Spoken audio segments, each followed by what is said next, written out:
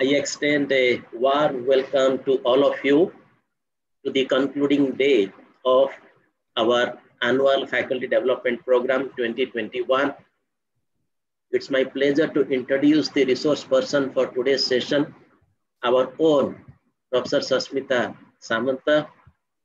Besides being the Pro-Vice Chancellor of the university, she also happens to be one of our professors, very distinguished professors, well-read, well-traveled, and she has become very famous for her latest articulation on value-based education.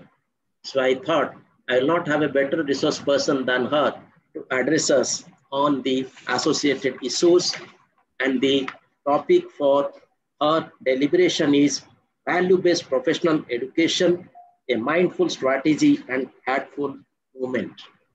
So with these few words, I would invite Professor Sasmita Samant to deliver her address. Madam, over to you. Thank you, sir. And I am very sorry that I could not make it yesterday, and today on Saturday, we have to call everybody again for this faculty development program. And I am very sorry for that. Because of some engagement, I could not be present. Yes. First slide.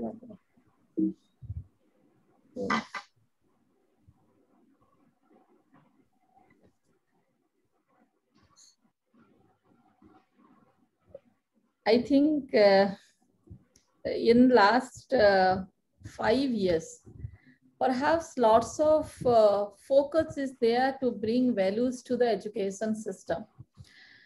I remember that while we are discussing about the education, about its impact, and then slowly we move to the outcome-based education system, and very,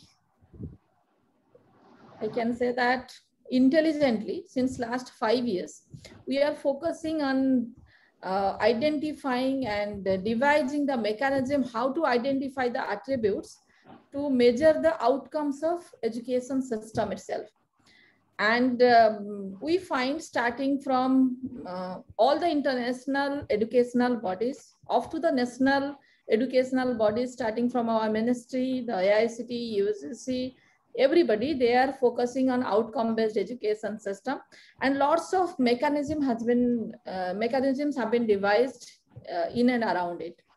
And while identifying the attributes, most of the attributes we find that it's based on particularly the understanding, then analysis, and then application, and after that, how to drive with this, building the confidence on that subject, and so on and so forth. And while we all are devising you must have seen that in last 1 decade, in this university also lots of efforts have been put to design our curriculum, to design our education system and evaluation system, as such the outcomes can be measured properly. And after measurement of the outcomes, it can be properly outlined and communicated to the stakeholders.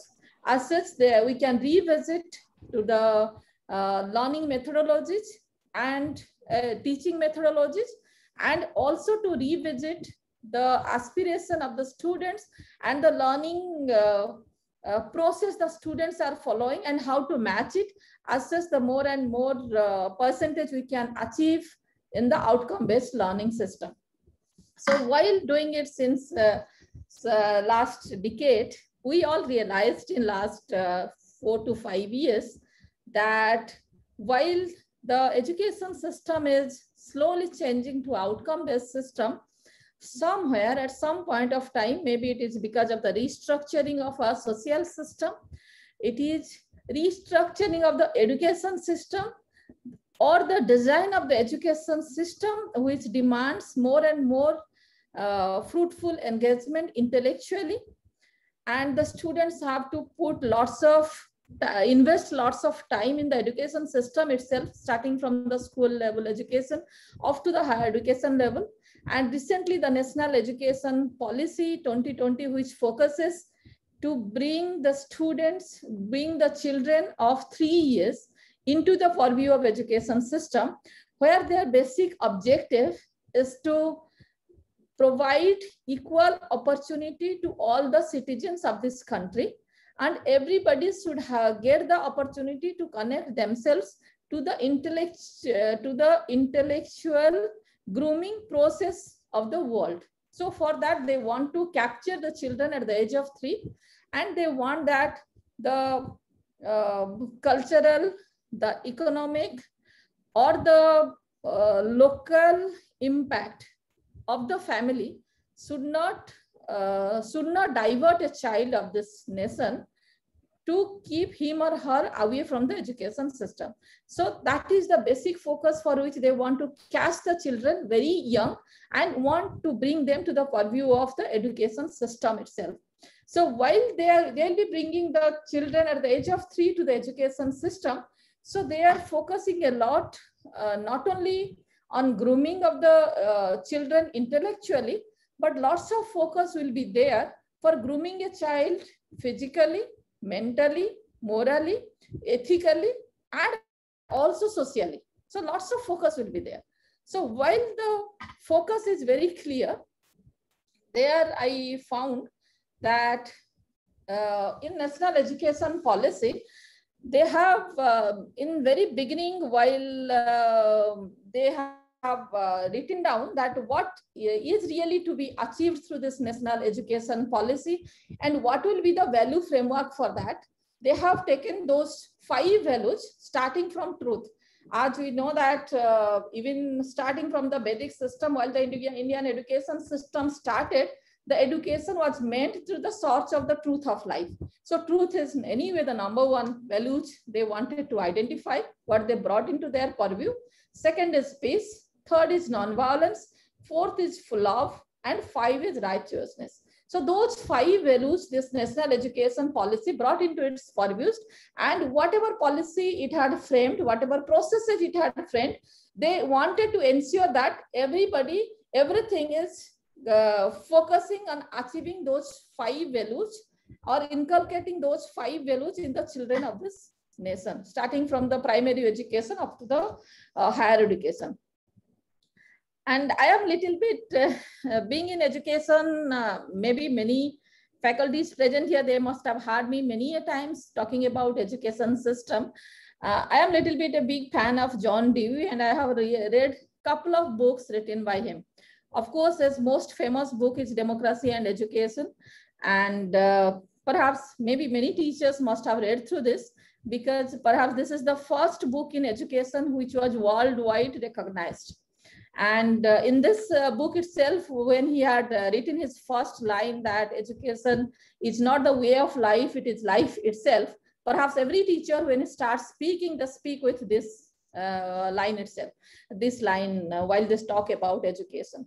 So in that book, while he talked about education, he had defined what really the education is. So so he started his book by narrating that education is a social function. It's never a personal function. So in any educational institution or any educational system is designed to groom the citizen of the future or the citizen of the society of the future. So that grooming process makes a man from a very, I can say that makes a person from a very individual of a social person. So that is the basic objective of the education. Second, he said, in the education process, whatever we learn, it gives us the direction to live our life. And third is it helps us in growth. Of course, we know that education helps us in growth. Fourth, he talks about it prepares us for the life. Then it gives us the confidence for unfolding the truth. While I says that it gives us the confidence for unfolding the truth, it's because unfolding of truth is not very important, but unfolding the truth accepting the truth with all its challenges, with all its, I can say that, with all its bitterness, perhaps that needs lots of courageous. So while we get education, that confidence is built up inside. While we are exposed to the wide range of the wisdom and knowledge, it builds up lots of courage inside us. And fifth, he says that one way, I also discuss in many social forums, in many discussion forums, that Indian education system, I talk about Indian education system, but he has mentioned about the whole world education system has two aspects. One is very conservative, second aspect is very progressive. While we tap a child at the age of 3, whatever I said, at that point of time, we find that the children before coming to the school, they are playful, they are, I can say that they take up all the challenges without any boundaries. They don't understand that what to take up, what not to take up, whatever they see, they want to explore it. They try to explore that. And while we go for the education system itself, that education system defines the boundary for us. How to sit, how to learn, how to speak, how to grow, how to apply the knowledge. So that boundary itself, while it is formed, he says that it's a conservative one. The education system defines the boundary in and around a human being. Second, he says, it gives us the confidence to grow, to progress. So he says that it has two aspects. One is conservative aspect. Second one is progressive aspect. It gives us the knowledge to understand the values of democracy. It helps the people how to behave in a democratic way. And with this, he has defined also different implications of education. What really education does or helps a human being. He says that through education, the human beings, they can explore, or they knows the way how to utilize their democratic ideas. They understand the society, they understand the laws, they understand the system developed in this world, and they know that how to judiciously put their democratic ideas as such they can get the way to experiment in this world and to get the success out of that. And education increases the social efficacy. As we know that individually, when you work, when we do something, without whatever we do, many times we find that it goes on an unstructured way. There is no structured way to live. So he said that the basic essence of the society to live in a structured way with a system, to behave in a systematic way. So whatever the society requires or society aspires from the human being, the education helps for that. So education helps a person to become more and more a social being. So it increases the social efficacy. So it teaches us how to live in a structured manner, how to behave in a structured manner, how to communicate, how to respond, how to react in a very dignified way. So that increases the social efficacy. Third, he says, it helps us to magnifying our thoughts. When we go through the education process, we learn, we apply, we experiment, then we get the confidence, then our thoughts slowly it widens and it helps us in magnifying our thoughts. Fourth, he says, playing and working with curriculum and the subject. Many a times I have said that now in the classroom, slowly we have to shift from the lecture method to the engaging method. And perhaps each one of us are trying to experiment with that and try to ensure that we are shifting to the engaging system of learning method. We are trying to engage the students more and more in the classroom itself. And for engaging the students in the classroom, whatever we understand as the teacher, perhaps each one of the teachers present here, they'll be agreeing with me, that teachers teach the student to engage themselves with the subject and connect the subject to the societal issues. Engaging means that each teacher wants to bring some societal issues, the industrial issues, some human issues to the forum. And through the subject, they want to engage the students through those issues only. So the students learn through education how to play and work with the curriculum of the subject in the real life. Fifth, he says that it helps us for creation of the values. Anyway, the knowledge creates the values. We know that what to do, what not to do, to follow the ethical practices. Then last one is naturalism and humanism. Understanding the naturalism, the basic objective of the establishment of the society, basic objective, how this world is created, and in this world, what should be protected, what really the environment is, what should be protected, what should be exploited. Because we have seen that except human being, I was reading in one Upanishad that at one point of time, there it was written that at one point of time, Narayan asked to Narad Muni that what happened, why you are so worried today? You seem to be very worried. What is the reason behind this? Then he says that I went through the whole world. Then all the animals in this globe, they are living in the world in a natural way.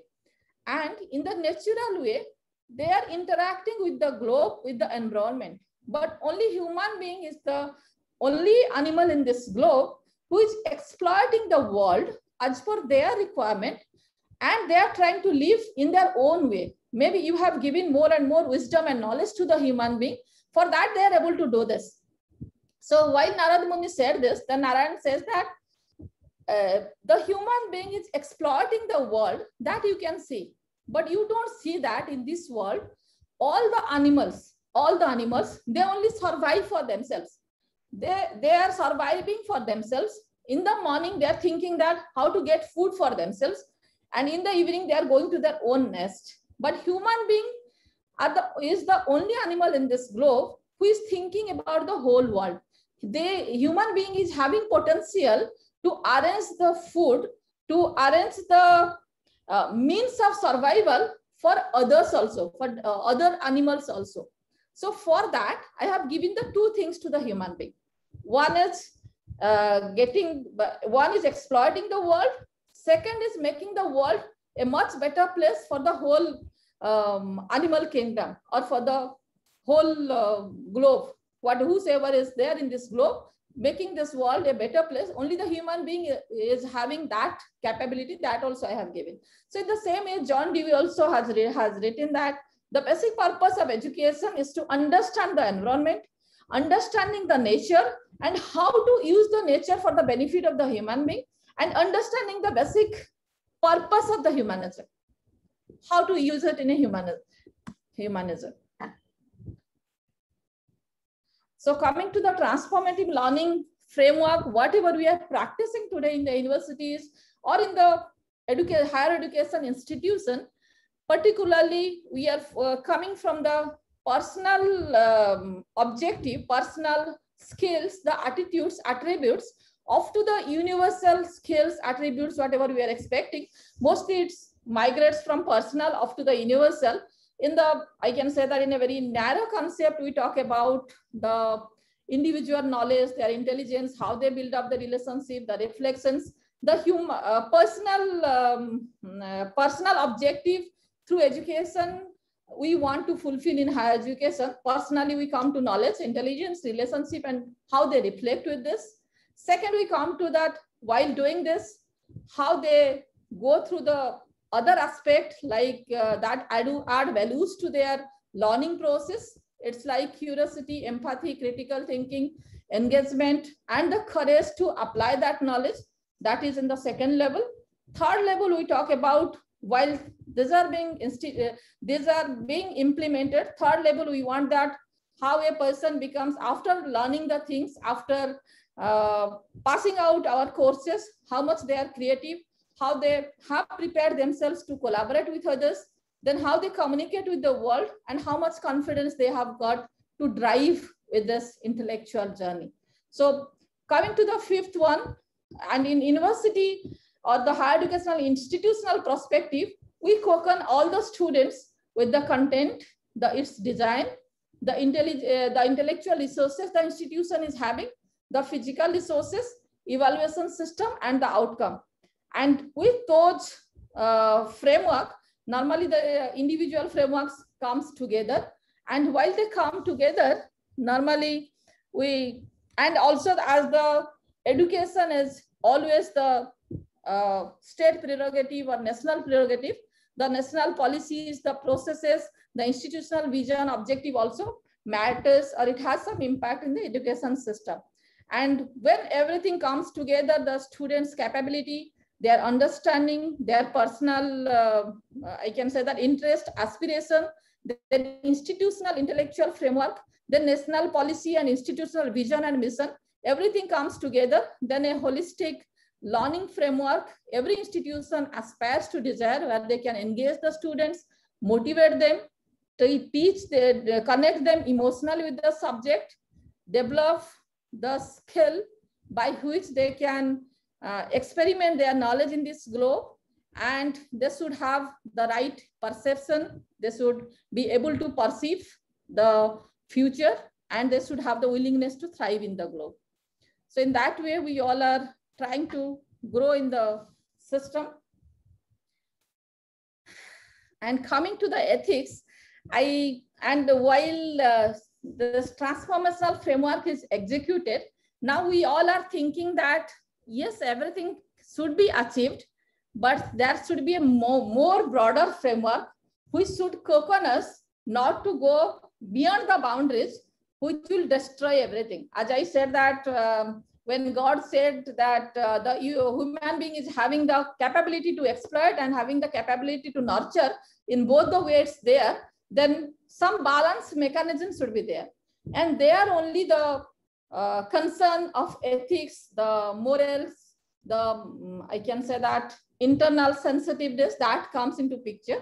So one Indian invocation I remember, Sasri wa Vidyat, that means that may that wealth protect you. Whenever we start any puja or anything, then this invocation is used normally, and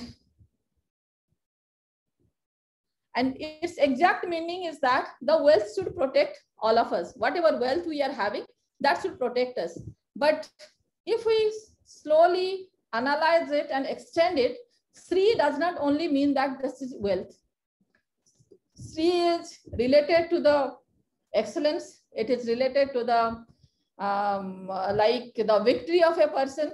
Sometimes we say that the Sri is related to the human being who is having all pleasure in his or her life. So Sri is related to that. So to extend this meaning, we can say that any excellence in this world, that should do well to all. And whatever we understand, all understanding animate all, and all the glories give pleasure to all. All the glories that anyone will have, it should give pleasure to all. So excellence, understanding, glory, that should be whatever anyone is achieving through education, through excellence, it should be used for the benefit of all. So that's the basic meaning of this invocation.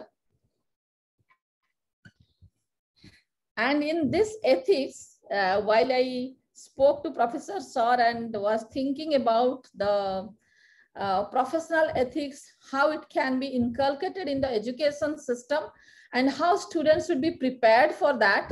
So I remember that before 5-6 years, once I had spoke about those sutra, how it can be used for development of one institutional system. So today I thought that how those sutra can be used to groom the students in the professional education, as such they can, not only they can get the confidence to follow the ethical practices, but they should learn the basic perspective of life, and they should learn that how education can be used judiciously. They will be doing everything. They should, each one of the human being is having, what are the rights each human being is supposed to conquer in his or her life, and what are the responsibilities they are having, and how the rights and responsibilities can be executed properly for acquisition of wealth in this world in a respectful manner. So that's, I think that whatever was expected from me, that how the values can be inculcated in professional education, I thought that perhaps this is a different type of way we all can connect in the education system itself, if it is possible. So his first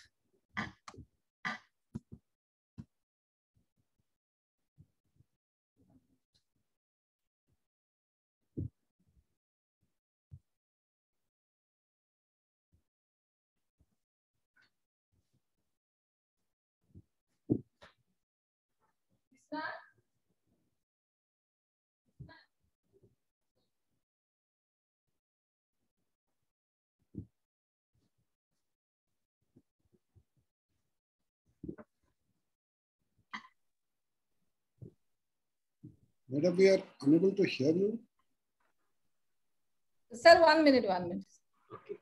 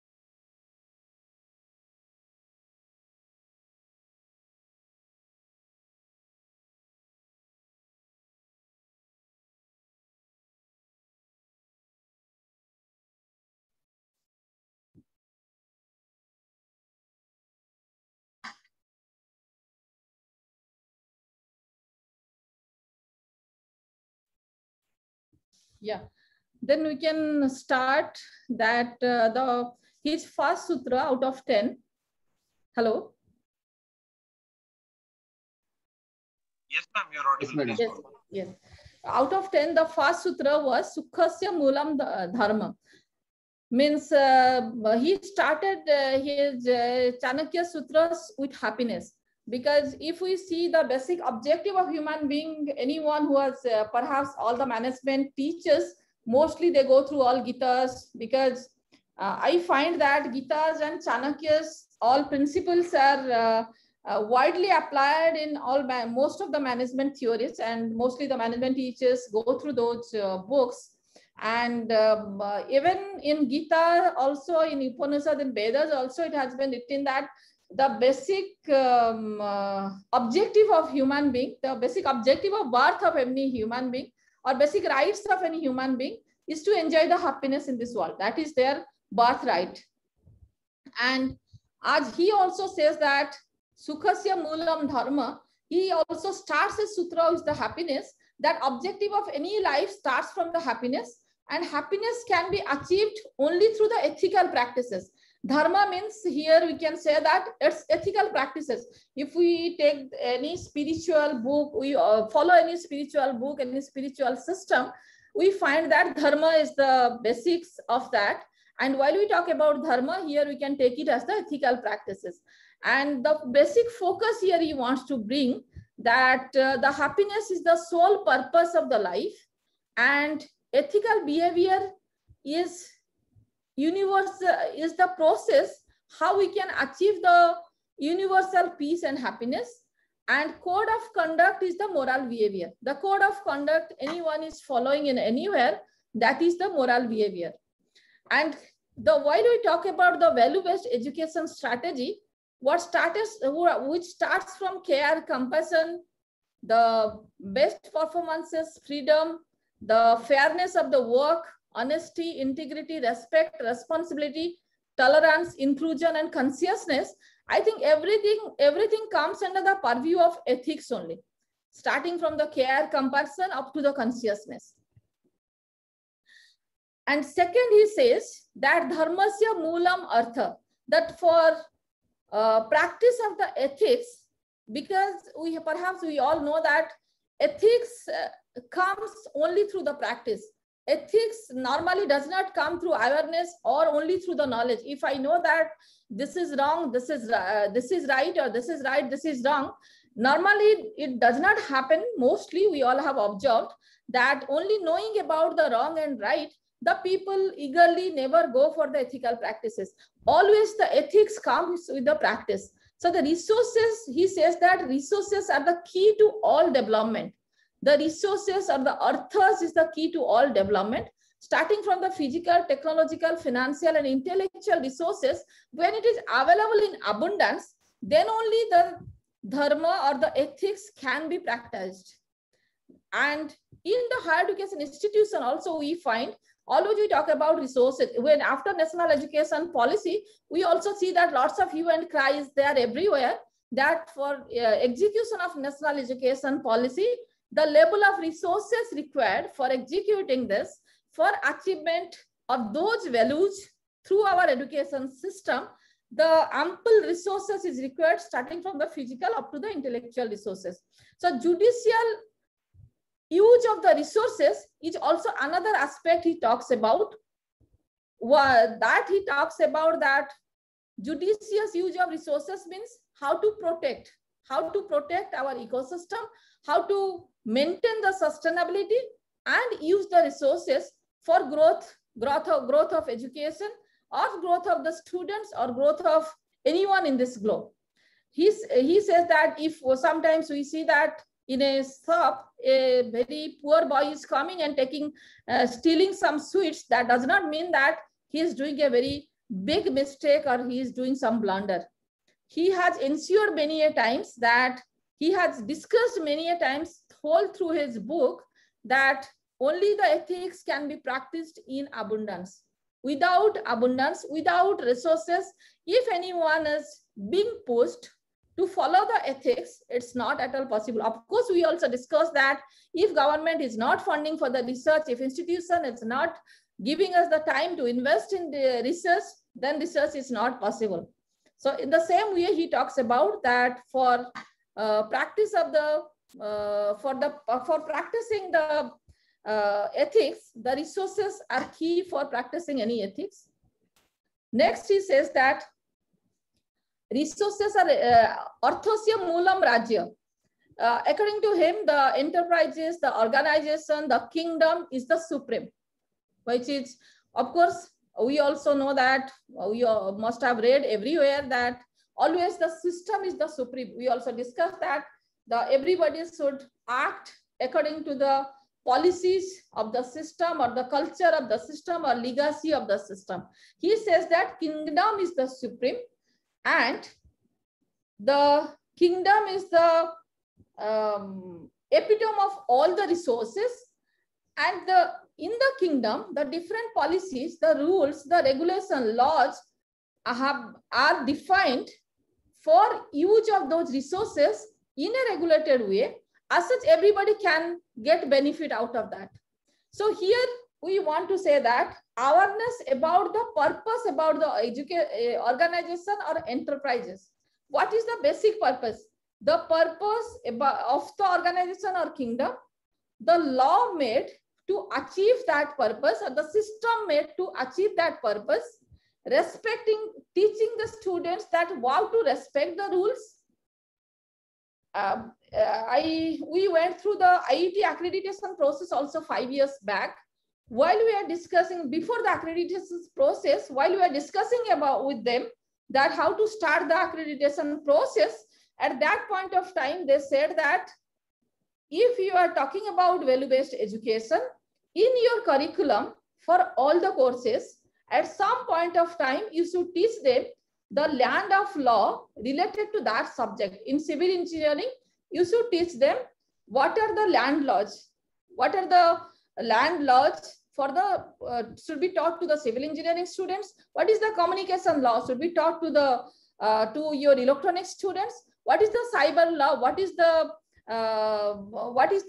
law related to your software in this, in your country? That should be taught to the computer science students.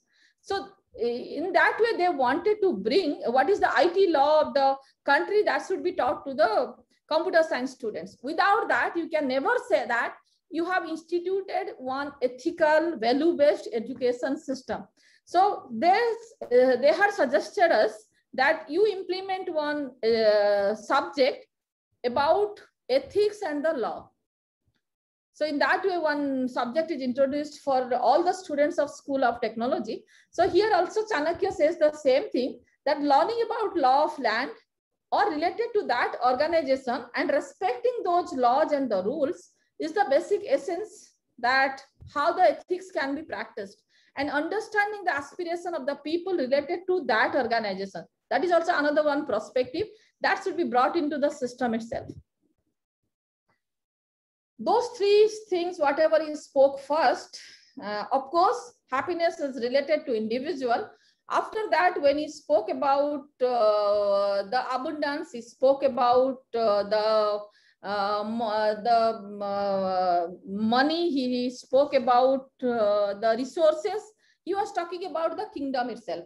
While he was talking about kingdom, he says that the kingdom and the king or the leaders cannot be treated separately, because the leaders make the kingdom and the kingdom runs according to the vision of the leader.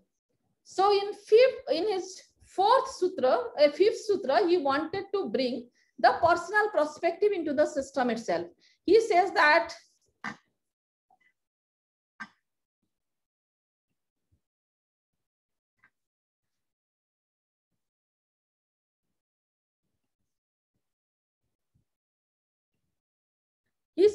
Rajyasya Mula means Indriyaja. That means if anyone wants to conquer over the world, first they have to conquer over their mind itself.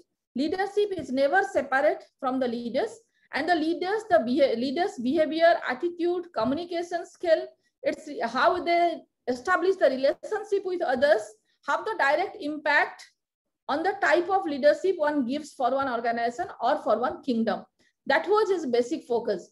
And there he wanted to say that anyone he is trying to go to the leadership position in any forum or in any subject, in any sector, he or she should have the capability to control their mind, or they should have conquered over their mind.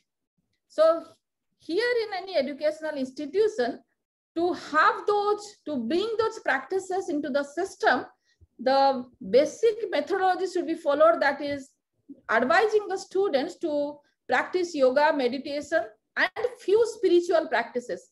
I was telling in some of my deliberation also, I went to Boys Village.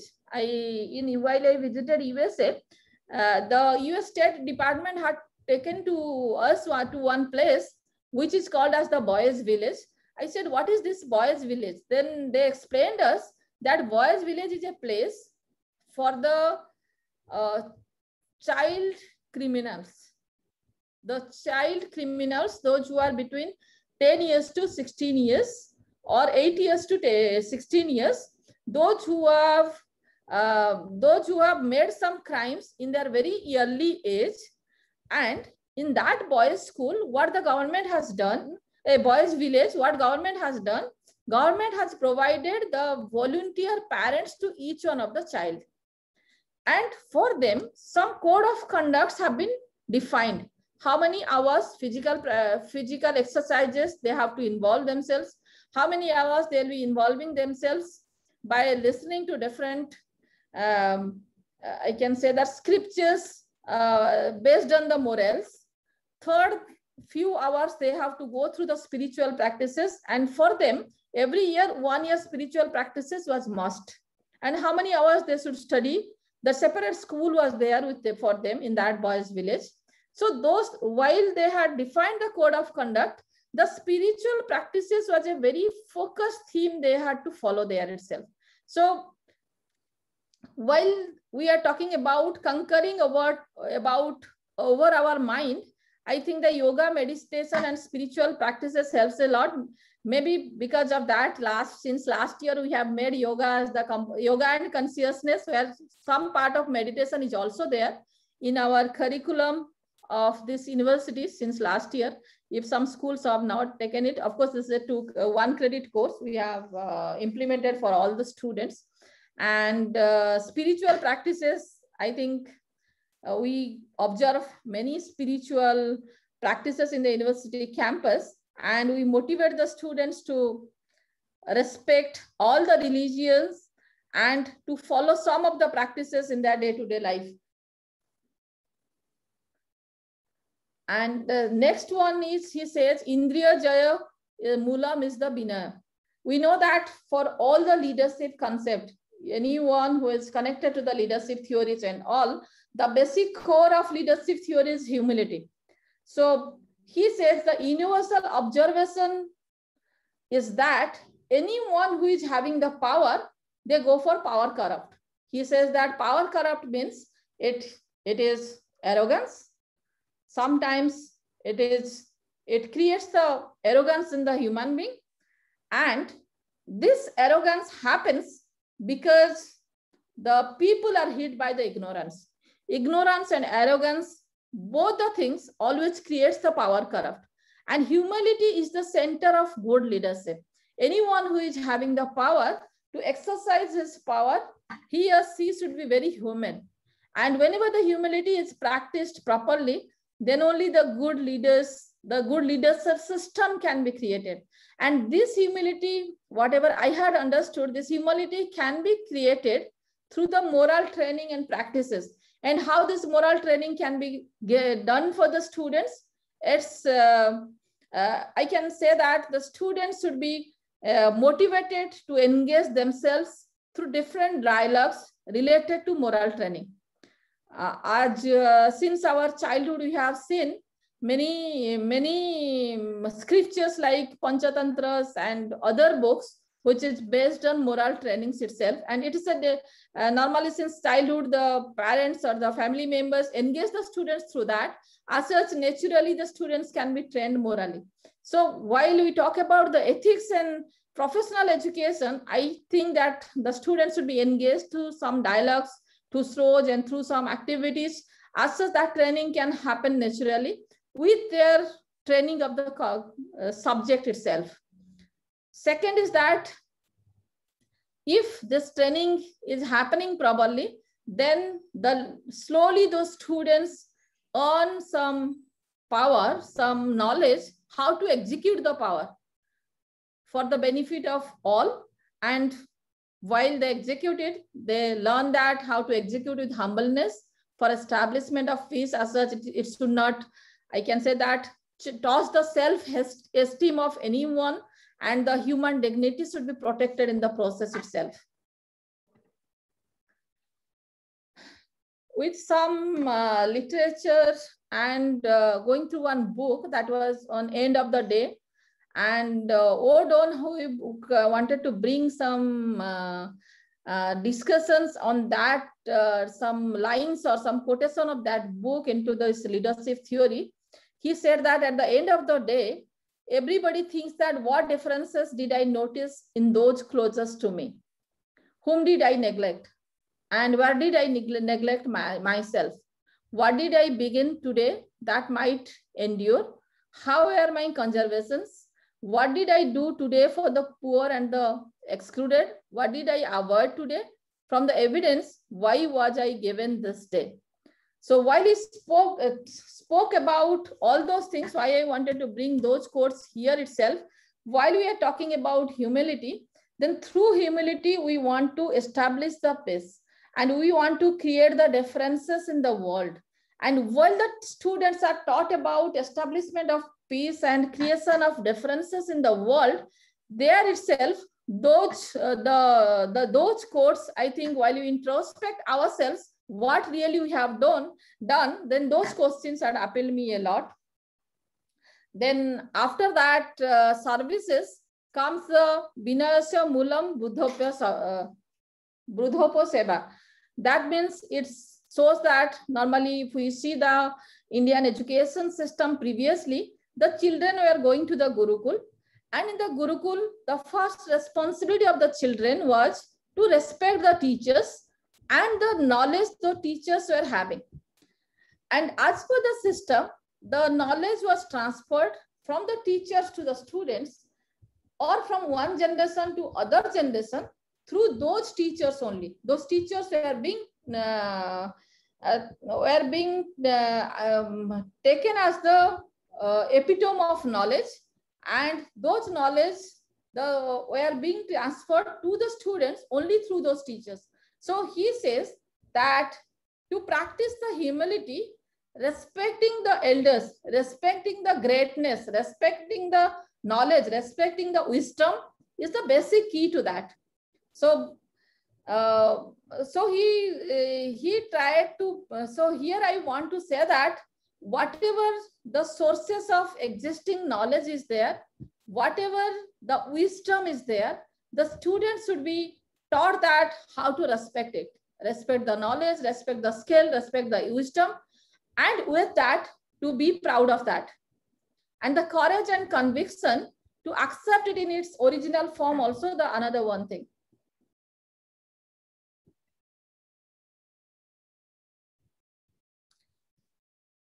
Here, I wanted to say that as we talk about the professional ethics, how it should be taught to the students, how it should be brought into the curriculum.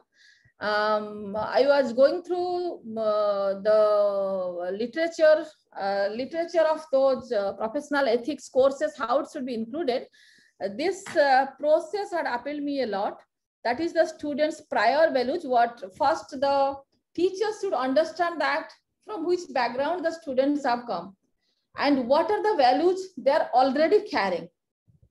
The values they are already carrying, and the value system what institution wants to inculcate. That should come as the codes of ethics.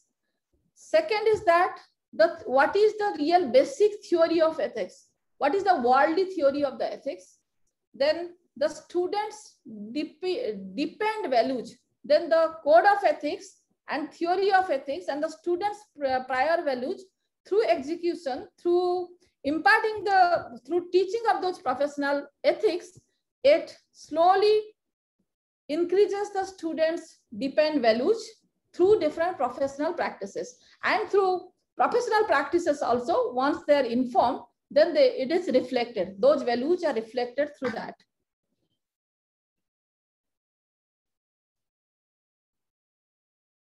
Then while they respect the, normally what we discuss that, while we talk about the knowledge, while we talk about the respect for the knowledge, and it is practiced through humility, then there we find that what I wanted to say in my previous slide, that how those professional ethics should be bring into the courses.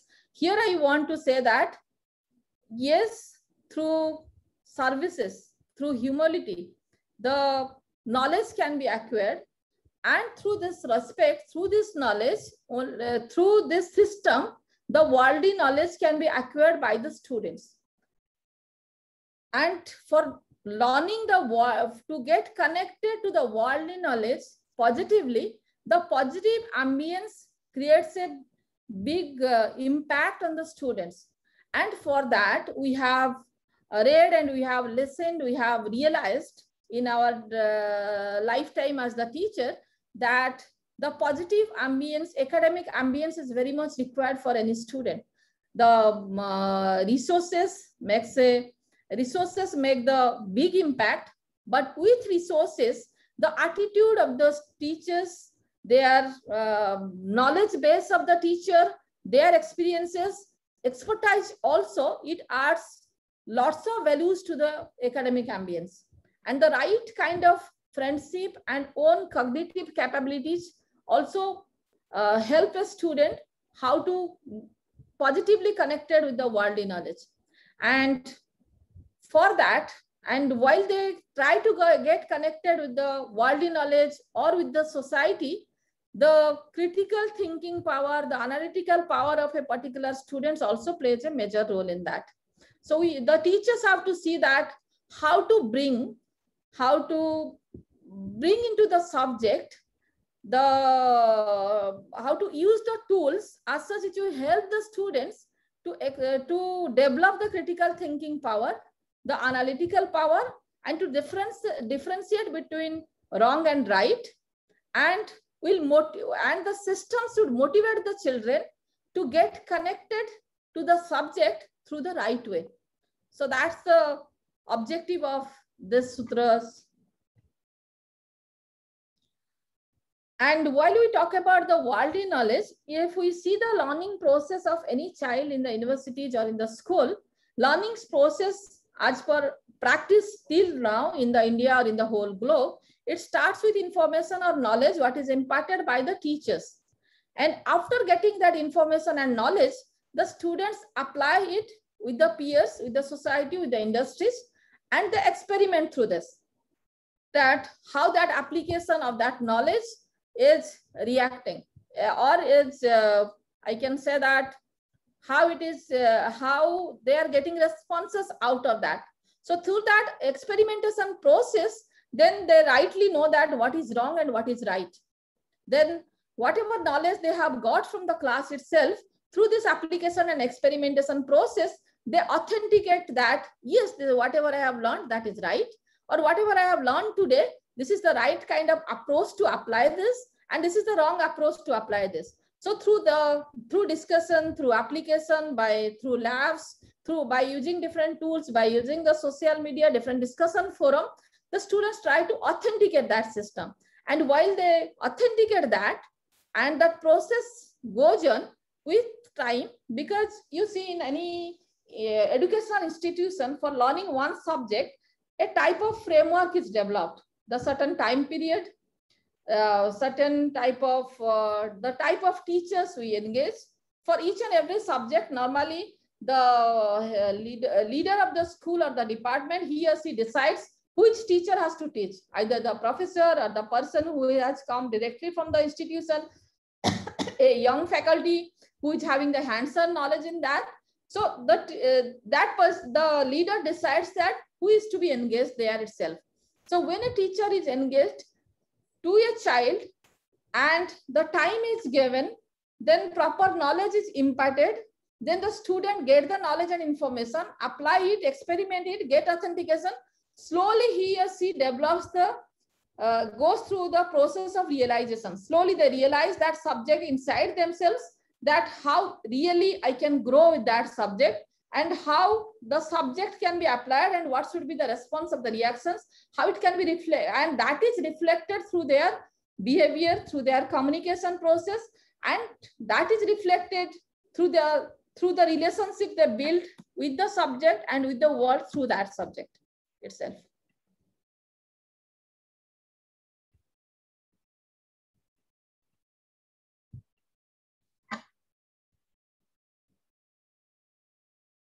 Next, come to Vijnanena Atmanena Sampadayat.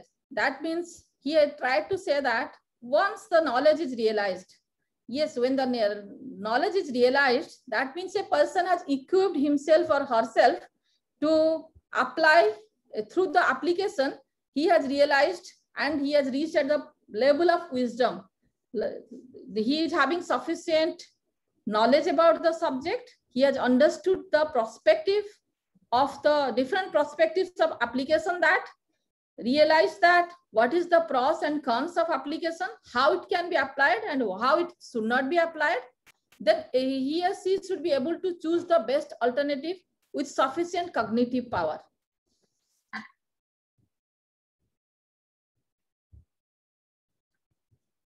Next come that Sampaditatma Jitatma Bhavati. That means once the expertise in a particular subject is developed and the confidence is built up, then anyone can drive through that journey with ethical practices. The proper knowledge and skill only gives the confidence to drive. Till the moment the students are not given the proper knowledge and skill in a particular subject, and we are saying that as the professional, you go through the ethical practices, that is never possible, because only the knowledge and skill builds up the confidence in a person who is confident enough to search the truth and to accept the negatives and the positives and pros and cons, every angle of that application or of that knowledge. Till the moment he or she is not having the sufficient knowledge and not acquired the proper skill, he will always be one very confused professional in his or her life. He or she will be always a confused professional. And when a person himself or herself is very confused, nobody can ensure that he will be following a right way in his or her profession. And while he or she is very confident about the subject, about the knowledge, about the skill, he is having sufficient skill to execute that, normally it creates the sense of pride in everything. And the sense of pride creates the self-respect. Anyone who is having sufficient knowledge and skill, they are proud of, slowly they become proud of themselves. And that pride slowly takes them to the journey of ethical practices. And in this national education policy, another two value framework they have created. Two things they have given importance. One is freedom of choice. Second is equal opportunity to all.